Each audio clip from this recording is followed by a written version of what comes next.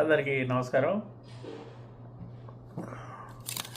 ఆ, సో ఈరోజు మనం మాట్లాడుకోబోయే సినిమా ఏమిటంటే లెనిన్, అక్కినేని అఖిల్ సినిమా అనమాట.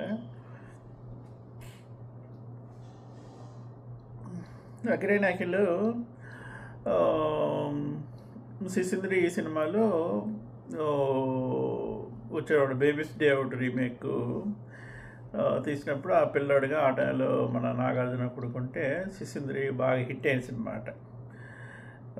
ఆమని ఇతను ఉండి మళ్ళీ నాగార్జున కూడా ఒక స్పెషల్ రోల్లో ఉండి బాగుంటుంది. కొంచెం కామెడీ, సెంటిమెంట్, ఆ విధంగా బాగా హిట్ అయింది అనమాట ఆ సినిమా. సో తర్వాత మనలో చిన్న క్లైమాక్స్లో చిన్న ఝలక్ ఇచ్చేసి ఆడియన్స్, తెలుగు ఆడియన్స్కి హైప్ పెంచాడు అనమాట. ఇతను ఏదో మంచి టూ మచ్ హీరో అన్నట్టు మనలో చూపించినటువంటి ఆ క్లిప్ అట్లాంటిది. అంటే మంచి ప్రామిసింగ్ హీరోలా ఉన్నాడు అని అనుకున్నారు. ఇతను వస్తే మిల్క్ బాయ్, చాక్లెట్ బాయ్స్కి అందరికీ దెబ్బే అన్నట్టు అనుకున్నారు. కానీ మళ్ళీ ఇతను మెయిన్ సినిమాకి వచ్చాక టాలెంట్ చూపించలేకపోయాడు. అంటే అన్నీ ఫ్లాప్ అవుతూ వచ్చాయి.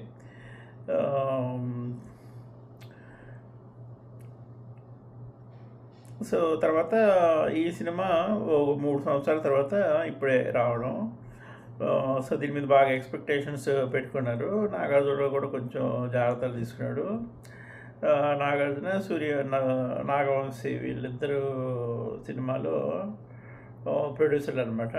సరే ఇద్దరికి కథ నచ్చి సరే ఇద్దరు చేద్దామని అనుకున్నారు. మళ్ళీ తర్వాత నాకు వచ్చిన టాక్ ఏమిటంటే సినిమాకి కూడా డబ్బులు అఖిల్ వాళ్ళ మామయ్య పెట్టాడు అని అంటున్నారు. సో మనకి తెలియదు ఎంతవరకు నిజమో, పెట్టి కూడా ఉండొచ్చు, చెప్పలేము మనం. సో అలాగా దీంట్లో మల్టిపుల్ ఇది ఉన్నారు. ఇంకా సరే మళ్ళీ ఇది కూడా ఫ్లాప్ అయింది అనుకో, మళ్ళీ ఎవరు పట్టించుకోరు అన్నట్టు కొంచెం దీని మీద బాగా జాగ్రత్త తీసుకున్నారు. ఇంకోటి ఏమిటంటే ఈ జాగ్రత్త తీసుకోవడంలో మొదటి జాగ్రత్త ఏమిటంటే స్టోరీ. ఈ టెంప్లెట్ వల్ల రామ్ చరణ్కి కూడా ఒక మంచి హిట్ వచ్చింది,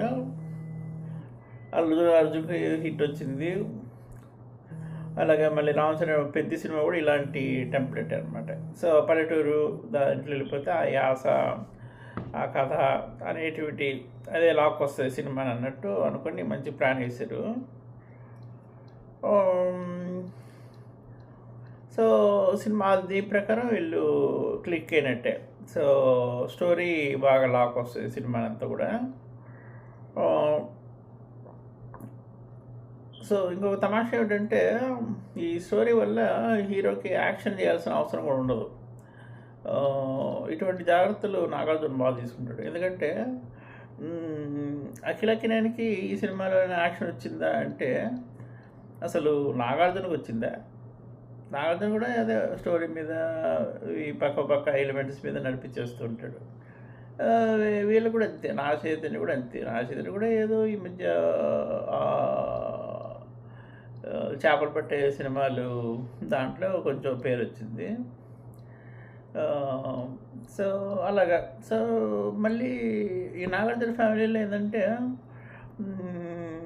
అంటే అన్నీ బాగా ఉండక్కర్లే. ఇది ఎందుకంటే ఇది నాగేశ్వరరావు చెప్పాడు. అంటే మనం సినిమా హీరో అంటే 6 అడుగులు 100 అడుగు అట్లే ఉండక్కర్లే, నార్మల్గా ఉన్నా కానీ నడిచేస్తుంది. అంటే సో అదే ఫార్ములాని వీళ్ళందరూ పట్టుకున్నారు. పెద్ద అంటే ఇంకా డ్యాన్సులు ఏంటంటే పెద్ద చేయకల్లా, ఓకే నిలబడుకొని అట్లా ఇట్లా నడిస్తే చాలు, నడిచేస్తారు. తెలుగు ప్రేక్షకులు ఏముంది పాపం ఏదో ఒకటి చూసేస్తారు, ఆదరిస్తారు. అలాగా అందుకే ఇప్పుడు నా చేతిని కానీ అఖిలకినేని కానీ డ్యాన్సులు పెద్ద చేయకల్లా. అంటే జూనియర్ ఎన్టీఆర్, అల్లు అర్జున్, రామ్ చరణ్ వీళ్ళే చేసుకోవాలి. ఎందుకంటే వాళ్ళకి వేరే ఆప్షన్ లేదు కాబట్టి. వీళ్ళకి ఆప్షన్ ఉంది, మనకి స్టూడియో ఉంది, డబ్బులు ఉన్నాయి, అది. సో ఇంకా సరే ఈ పులిహారాన్ని వదిలేసి సినిమాకి వెళ్ళిపోయామంటే సినిమా బాగుంది, ఇంట్రెస్టింగ్ ఉంది. సింపుల్ స్టోరీనే సరదాగా నడిచిపోతుంది అనుకుంటే ఇంటర్వెల్ నుంచి ట్విస్ట్లు అన్నీ మొదలవుతాయి. ఒక ట్విస్ట్ బాగుంది, మంచి ట్విస్ట్లు బాగా దర్శకుడిని మనం అప్రిషియేట్ చేయాల్సిందే. మురళీ కిషోర్ అబ్బూరు, ఇతను వినరో భాగ్యము విష్ణు కథ అని చెప్పి ఇంతకుముందు మన రాయచోటి పిల్లడు కిరణ్ అబ్బోరావుతో తీసాడనమాట.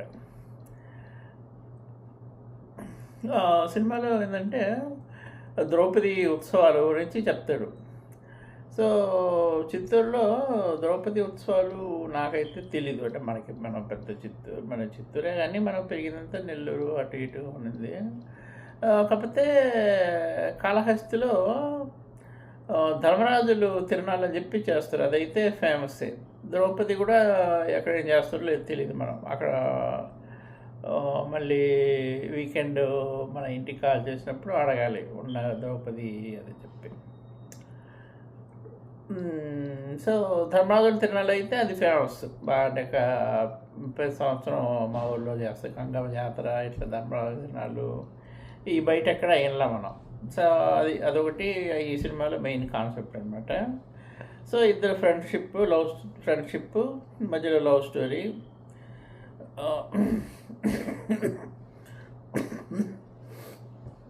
అది ఓవరాల్గా సినిమా. ఈ మధ్యలో నడిచే ఎమోషన్స్ అవన్నీ కూడా. సో ఇట్లాంటి స్టోరీలకి ఏదంటే మంచి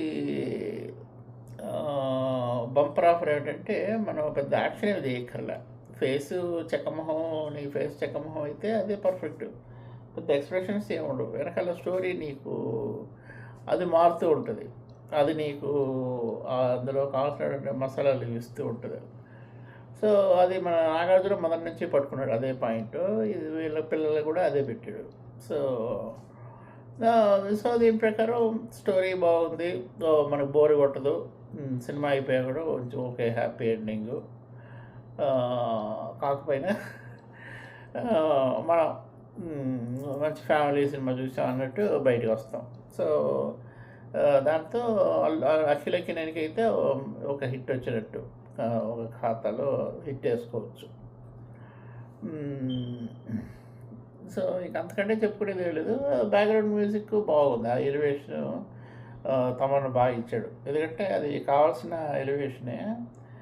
అవి ఆ సీన్లు కొంచెం బాగా మాగడానికి పనికొస్తాయి అన్నమాట. ఇంకా భాగ్యశ్రీ బోర్షే ఇవి చాలా బాగుంది, మంచి అందమైనటువంటి హీరోయిన్. ఇప్పుడు మనకి తెలుగు సినిమాల్లో హీరోయిన్లు ఒక్కొక్క బ్యాచ్ రిటైర్ అయిపోతూ వెళ్ళిపోతున్నారు, లేదంటే బొంబాయి బస్ ఎక్కేసి అక్కడ ఫ్లాపులు తీస్తూ ఉన్నారు, ఎవరు నిలబడ్డారు అక్కడ కూడా. సో ఈ టైంలో మన ఫ్రెష్ మరాఠీ అమ్మాయి మన దగ్గర ఉండడం మంచిది. ఈ అమ్మాయి కూడా అంటే రవితేజ, ఇంకా రాము, ఇట్లా విశ్వక్సేను, ఇలాగ అన్ని సినిమాలు కూడా ఒక రౌండ్ వేసినట్టుంది. సో ఈ సినిమాలో ఇంకా మంచి బాగానే డైరెక్టర్ కూడా బాగా చూపించాడు, మంచి తెలుగు అమ్మాయిలాగా. అలాగే డైలాగ్ కూడా ఆడియో దీంట్లో అంతా కూడా ఏమంటివి అని చెప్పి చెప్తుంటే ఒక నిజమే సినిమాలో చెప్పింది అనుకుంటే అది అంటే లిప్ సింక్ అనమాట, వెనకాల బ్యాక్గ్రౌండ్ వస్తుంటుంది. బట్ ఆ డైలాగ్ తెలుగు కూడా నేర్చుకుంటూ ఇప్పుడు బాలీవుడ్ వీళ్ళందరూ కూడా తెలుగు నేర్చుకుంటున్నారు. సో అదొక అంటే మరాఠీ అమ్మాయి తెలుగు నేర్చుకుని ఆమె డబ్బింగ్ చెప్తుంది. అంటే తెలియదు, డబ్బింగ్ అయితే చెప్పదు, బట్ అట్లీస్ట్ సినిమాలో చెక్కులు ఇచ్చినప్పుడు ఇటువంటి స్టోరీ చెప్పేటప్పుడు పనికి వస్తుంది లాంగ్వేజ్ కూడా.